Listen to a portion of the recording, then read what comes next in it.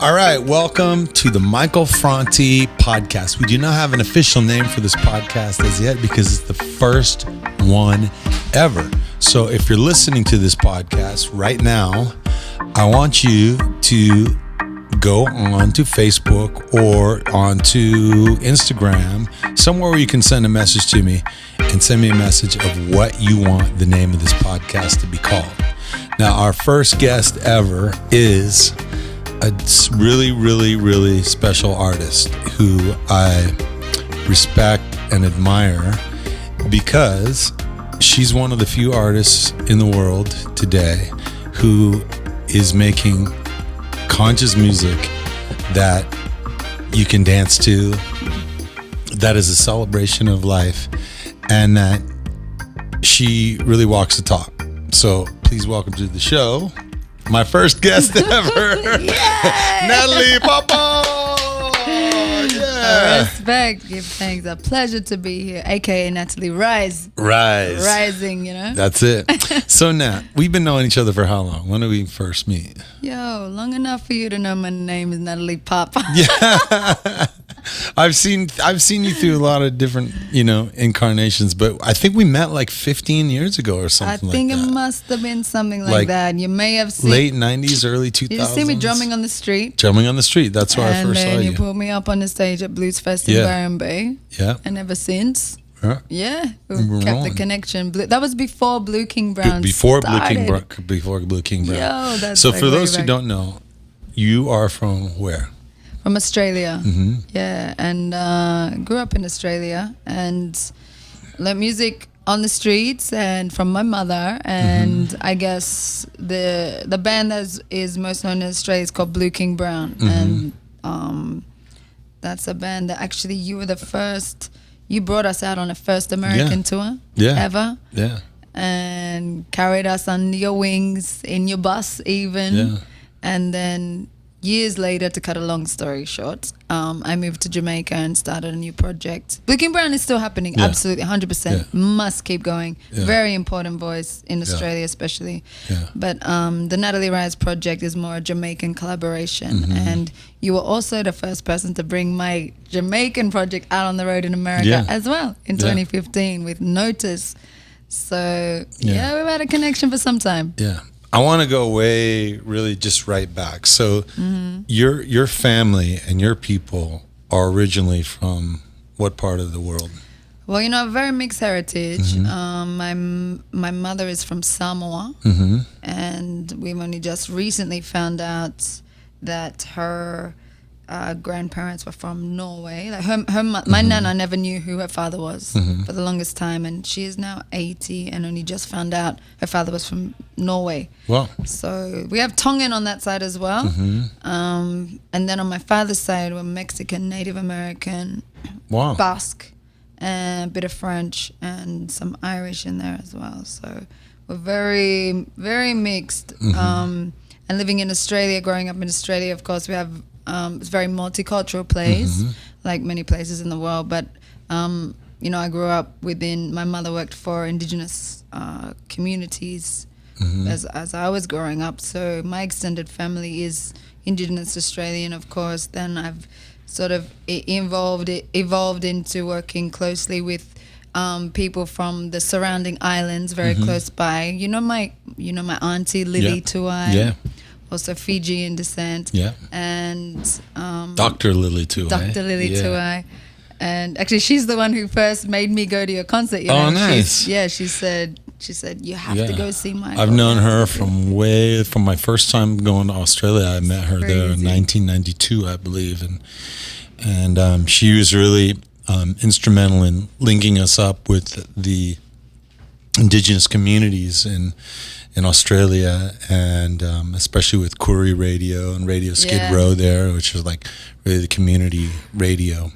So I see your music has evolved so much, and I'm like really, honestly, I'm super proud of you. Like I'm proud to know you because, there's a lot of musicians, and especially women who are in music, who are pressured into being a certain mold, you know, and they think like, oh, in order to be successful in music, you have to start on The Voice or something like that, or you have to make music that's like super pop, and you have to like look a certain way and dress a certain way, and you have to appeal to record labels in a certain way. But you've always done your own thing, you know, and you followed your voice, and you followed your heart and music. And I'm just wondering how, as you know, like you just described, you're a multicultural woman, brought up in a multicultural society, and has that allowed you a sense of like freedom to explore different things, or were you just brought up around a little dot of different things? How was it that your music became such a mosaic over the years? I think it was a combination of things, and I think most definitely, you know, being brought up, you know, with my mother, who has such great taste in a vast variety of genres of music, everything from Santana to Aretha Franklin and Bob Marley, of course, Peter Tosh, and jazz artists, Louis Armstrong. So I had that very rich soundtrack to my childhood. At the same time, you know, we were poor. We were in the poor community growing up. We were in commission housing, and you know, that would be like projects in America, like projects, and so we knew what it was like, you know, in a sense, we experienced racism and things like that, you know, in our community, but we felt like we had, like, for real, I really feel like we had like the most because we had each other and we had community and our neighbors, and we just, as kids, we had each other, and so we felt like wealthy enough. But I think musically, you know, we never really, we always follow our heart, because it just so the way it's set, it's like it becomes clearer and clearer to me as the years go by, especially in the last few years, that as a matter of fact, we're incarnated in this time for the purpose of this music. You know what I mean? It's not our gift. It's not of us, for us, from us. It is us. We are it.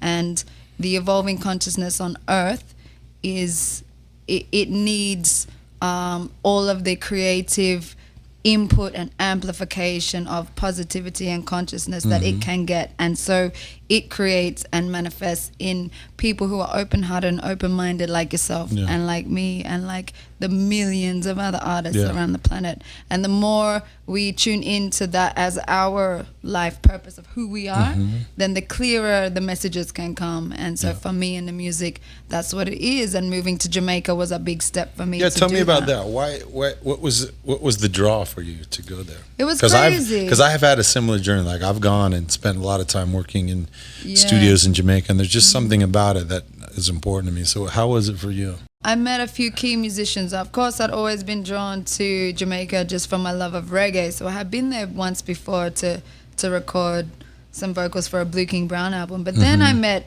some musicians who were touring with Jimmy Cliff in Australia, and that was Unga, the drummer from Notice, and Unga Barunga, and also Zugudan, who was a singer on Rebel Love, our first single, and some other artists in there, you know. And so that connection, the first night we met, we literally wrote and recorded Rebel Love the first night we met. Wow. Rebel Love was like our first single, and is now over 1 million hits on YouTube and has done amazing things. Did it feel like it was like just like an instant fit for you? Like when you got in the studio with them, was it like a challenge to get it together, and you had a feeling out process, or was it just like, bam, here it goes? Well, you know, we never planned to. Here's the thing about that.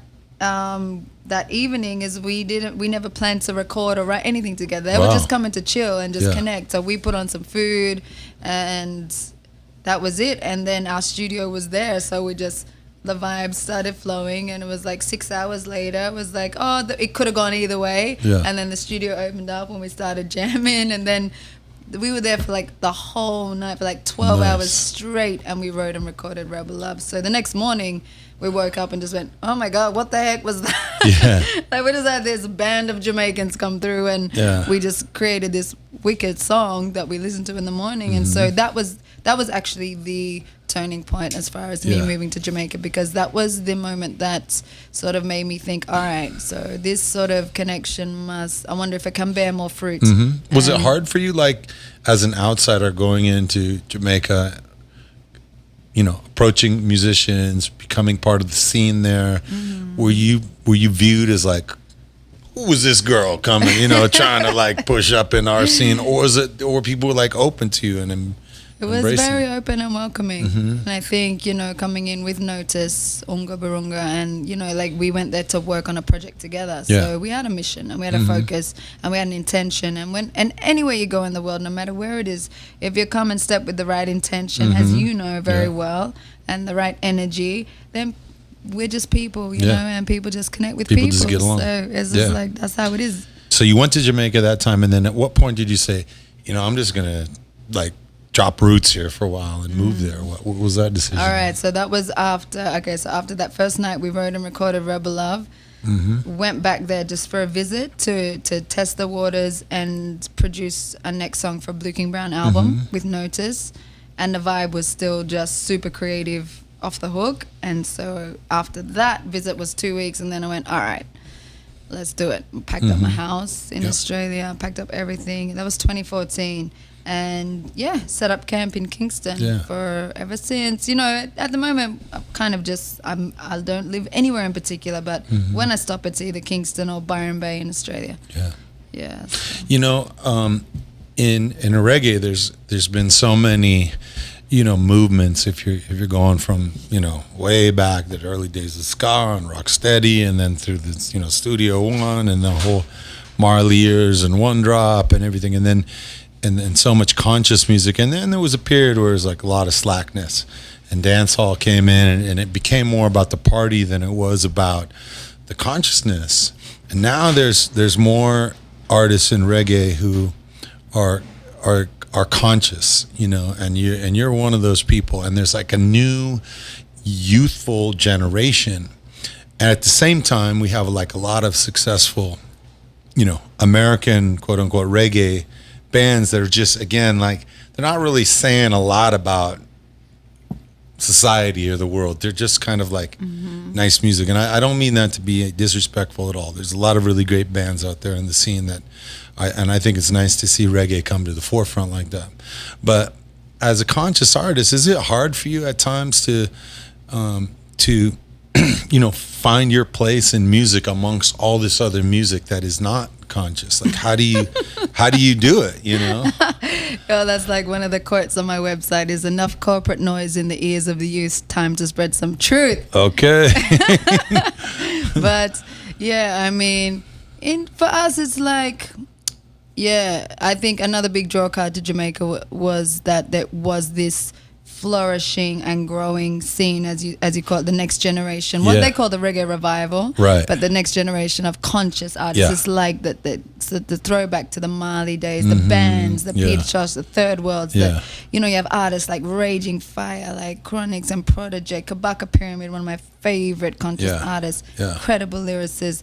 And the list goes on, John 9, like it just it goes on and on and on, and they're all super conscious, and I think that's one of the reasons it it draws me to them, Pentateuch and these crew. But like for me, it's like finding our place is not.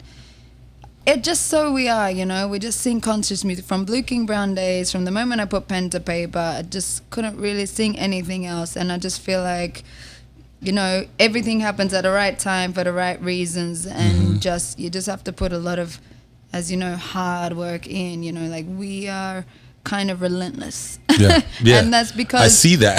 I follow you on social media, and I admire that about you, because you understand what it takes to be successful as an artist, which is you have to hit the road, and you have to go to places that you've never been before, and you have to go beat down doors in countries that have never heard of you, and and especially if you are not an artist whose records are played on the radio in every country around the world, you have to find ways around it.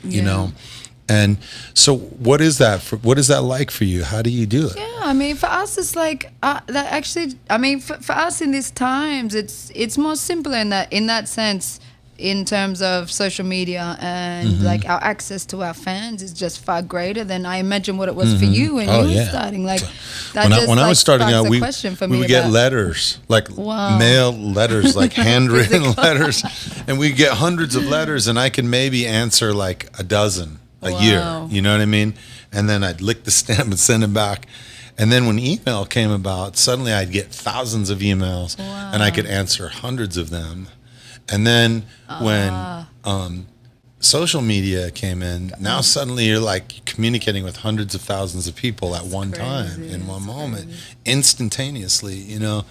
So it's just changed everything. And then the way that the music and the video gets into people's hands is there's a lot less filters that you have to go through. You don't have to go through the traditional channels of a record label, radio stations, MTV, you know, all those kinds of things. You just can bring it directly to people, and that's it's a super exciting time to be. I think it really puts the power back in the people, in the artists' hands. And I think there should be more of it, because I think that the industry worldwide, as far as musicians are concerned, is pretty poor. I mean, Europe, I'll be honest, Europe has a sense of appreciation for artists on a level where they, you know, they acknowledge their worth. And in America, it's very hard for a band coming from Australia and Jamaica. It's really not easy to be on the road. It's not. It's tough. So and it's tough in every way, because it's you're right. It's not as open a musical ear here. You know, people aren't really seeking out new things as much as they do in Europe or even Australia and other parts of the world. But also just the physical distances of the geography of America. It costs a lot of money just to get from place to place and get into hotels, and you know, it's a really tough thing. So I admire you for what you're doing, and I want to change the subject a little bit. What was like the first record that you owned? What was the very first record you owned? Or tape or CD or whatever it was? I'm having flashbacks of like cassettes. And how old were you?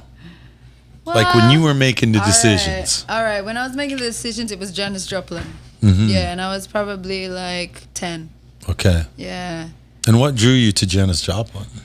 You know, it's interesting. I mean, that's a pretty far out thing. She's like a rough, you know, ragged, raw. I mean, from the heart, bears it all in every single song. That's probably exactly what I was drawn to. Yeah. And when I think about it from now, I can't get back in my mind when I was 10 as to what I was thinking. It's a thing when you're a child, you just intuitively are drawn to things. Yeah. And so for me, I was drawn to the blues, and I was drawn to Janis, and it must have been just because of her sheer rawness. I was drawn to Bob. I think I was 10 years old when I got my locks the first time, and I just said, Mum, my auntie Lily, who, you know, had locks, and I always loved, always looked up to her. Beautiful. She had long and incredible locks. Yeah. And I was 10 when I first asked my mum if I could have locks, and she said, we gotta go for it.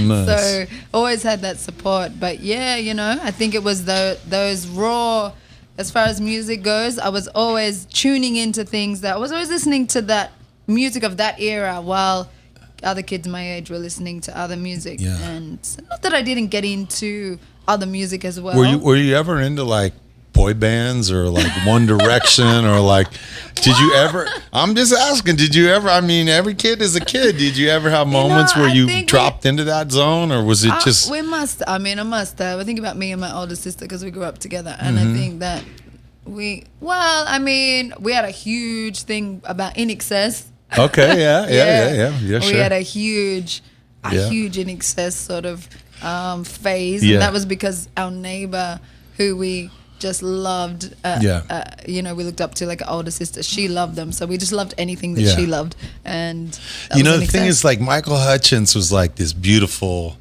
rock star looking, you know, long hair, handsome guy. But when you listen back to the music now, and you listen to the lyrics, and you listen to the records, it was like profound music. It wasn't like what, you know, this sort of cookie cutter boy band music that not at all. At all. It was like really powerful. Yeah, man, it was real. Real music. It was real. You know? And the musicianship was real too. Musicianship was real, yeah. Yeah, you know, like those artists So then what was the first song that you wrote? Like, at what point did you realize, like, you know, this is not enough for me just to sit around and listen to this. I gotta like do this. Well, it was the moment that I picked up the guitar, to be honest. I feel like in my house we had a guitar sitting almost behind the television in the corner. Okay. My whole life. Yeah. Right? And when, like, it was there just the whole time. It was just the guitars in the corner. because my mum used to play so much. And Yeah. then when I was 13 years old, for some reason, I don't know why, I just said, Mum, can you teach me how to play something on the guitar? And I picked it up. We had another guitar. She had 12 string. She played 12-string guitar, and I picked up the 6-string nylon. Yeah. And she taught me how to play the 12-bar blues. And Wow. that was it. That was Whoa. literally it. Yeah. That was the moment that I was like, that's me. Like, Nice. there's my life sorted out. You know, that's actually the first thing I learned to play, except it was on bass. Wicked. Doom, doom, doom, doom, doom, doom, doom, doom, doom, doom, doom.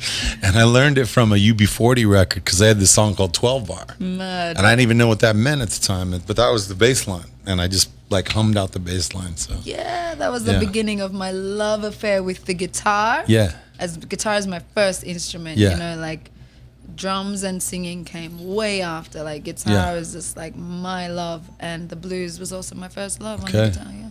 And so then at what point did you sing, or were you shy about singing? Was it something that just came natural, or were you just like, so Well- one day you thought, I just got something to say?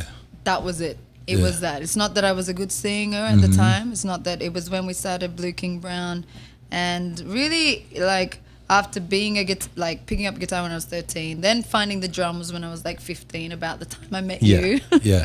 And then drumming for like years, and just because that was very natural, I didn't even have to think about it. And Yeah. and then singing, I was like, all right, what I really wanted to do was get back to guitar and sing songs. Uh-huh. And then I always wrote poetry, and I started writing songs and lyrics, and the reason I did it was just because I had something that needed to be said, and also I recognized that there was something that wasn't being said already. Yeah. And so there was a hole in especially in Australia at the time, because that was my environment, where there was just too much shit going on and not enough people saying anything about it. So for me, you know, I struggled through some whole heap of, you know, and I still, like, as you know, the voice is such it's an instrument, you know, you have to, it's an incredible instrument. And for me, I really take the time and try and practice, you know, Yeah. practice with this instrument. But And how, you know, your consciousness is like up front all the time in your music and in your performances and what you do. As I look around, you know, the musical terrain, I don't see a lot of conscious artists, period. And I don't see a lot of women who speak up in the way that you do. Is there a reason for that?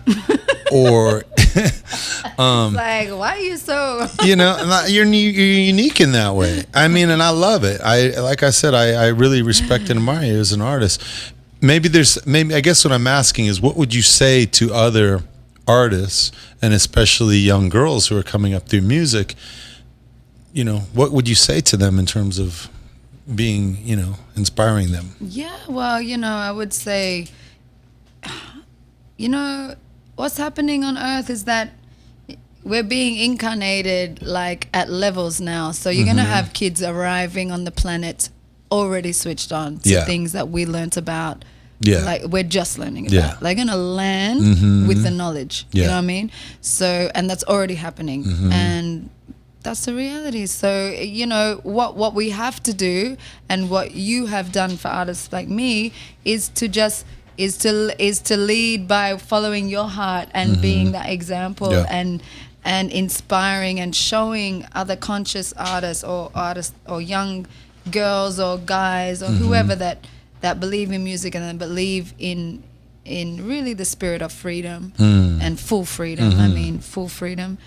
That you can connect with people, and that there are people that are with you on that. You know what I mean? Yeah. And being in Australia and being in America and other parts of the world and being able to perform to audiences like yours just shows us and reminds me that there are so many open hearts and open minds, and they really just want to celebrate and feel love and know love. Yeah. And the thing about it is, now the next generation, we want to embrace all of that, and as I'm sure you do, and every artist does, we want to build on it, because our reality is shifting faster than ever. Time is at a place where it seems like it's flying, just like going, it's just going, things and the rate of change is so it's incredible. It's hard to get your head around. And so we have to keep up, you know. And so that's why we work so hard, because now is the time, you know. We can't really just stop, because Babylon doesn't stop. Yeah. It's like, if we really want a new reality, if we really want like full freedom, really, then it has to be daily. It has to be the way of life. And just by being and living that is setting an example and hopefully inspiring. And music has to be a leader in that, because we don't hear it from politicians, we don't hear it from the news media, we don't hear it from so many other places, business, not necessarily.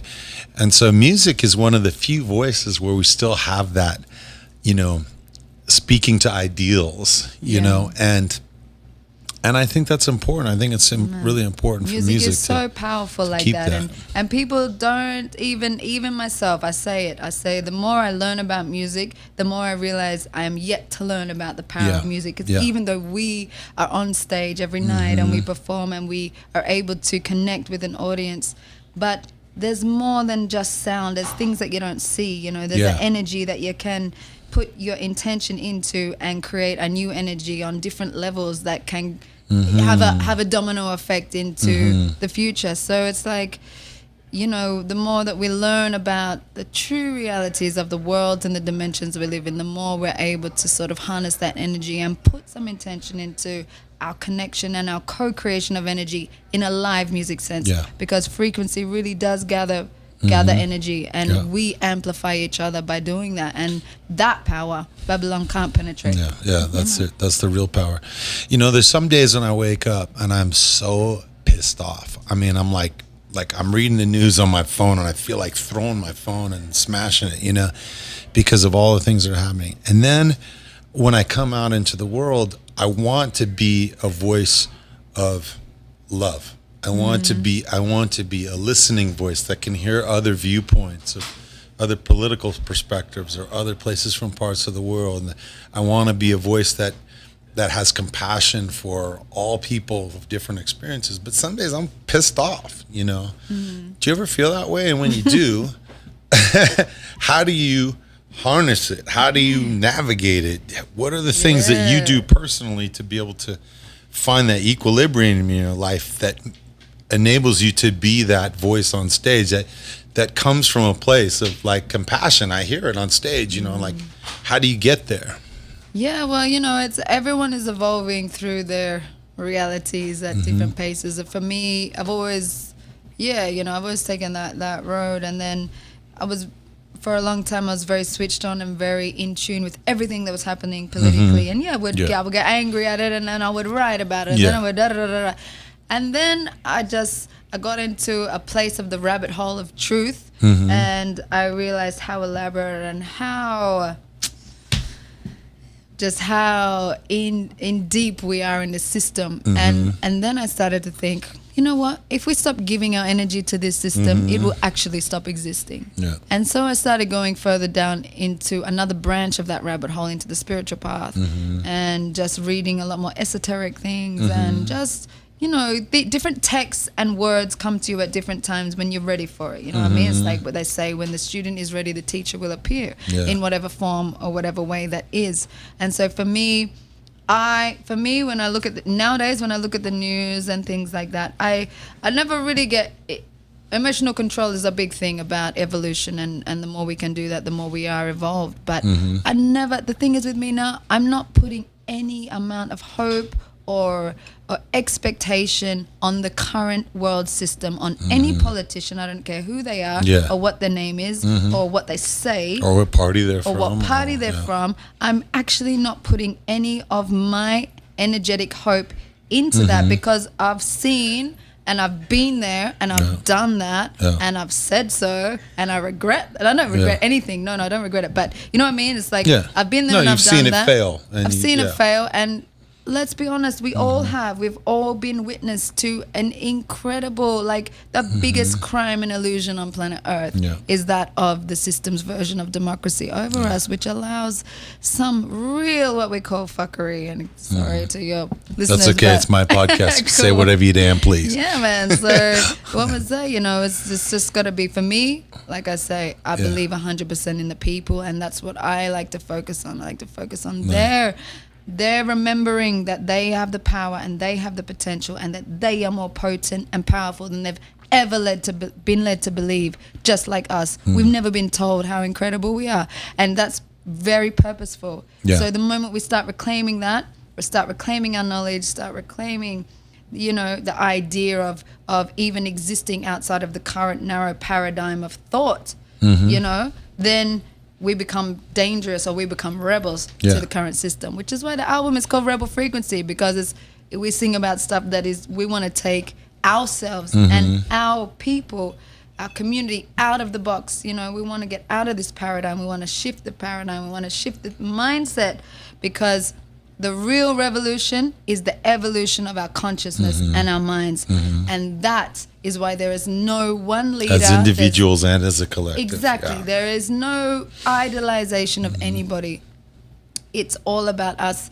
As soon as the more we get to know ourselves, the more we start to love and respect each other. Yeah. And that's just the natural way of things. And so our music is to amplify and perpetuate and inspire those things that already exist, and the seeds, plant some seeds in the minds of people who are ready and willing to shift and evolve with us. So yeah, music can do that. That's awesome. All right, this is the last thing. What's next on your horizon? You know, I've seen you just evolve so much and grow from, you know, being, like you said, being this young woman on the street playing a drum, and I said, come in and play with us, you know.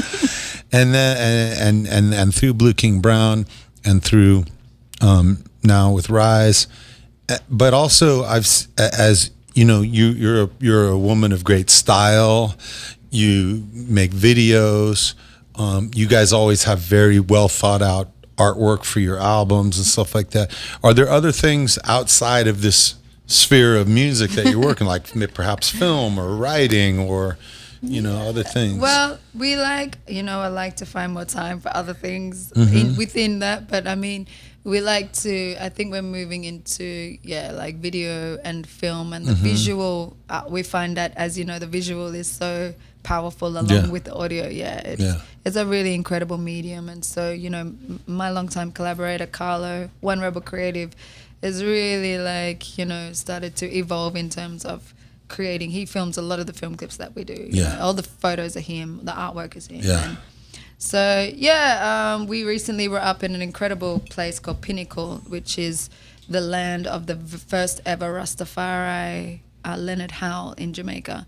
Wow. And Sister Donisha Prendergast has started a movement called Occupy Pinnacle, and used to be 500 acres. The government has slowly chipped away at it. It's now only like 5 acres, but there's like, it's a national heritage site, and we have done some filming up there recently, and look forward to creating, you know, like a film clip come info documentary style thing. But those sorts of things interest us a lot, you know, because really it's all about, it's not really that we want to do something different, it's just that we want to find more ways to get the message and communicate out and to communicate. That's the I mean, the same message, same feeling, but just same a different message, same feeling, just, you know, level up in everything and anything that we can in ways to reach people. Great.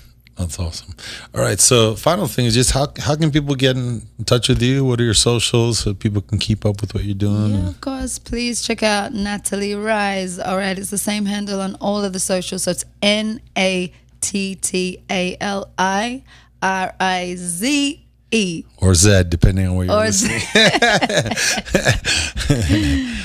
Cool. That's great. Thank you so much for being the first participant here on this podcast. And, you know, just as a personal recommendation, I love Nattali's music, and I just love witnessing her journey. And especially as an artist who's out there being a voice for positivity and change and enlightenment and environmentalism, and a voice for indigenous people, and also just a voice for love and having fun and celebration through music. Her live shows are incredible.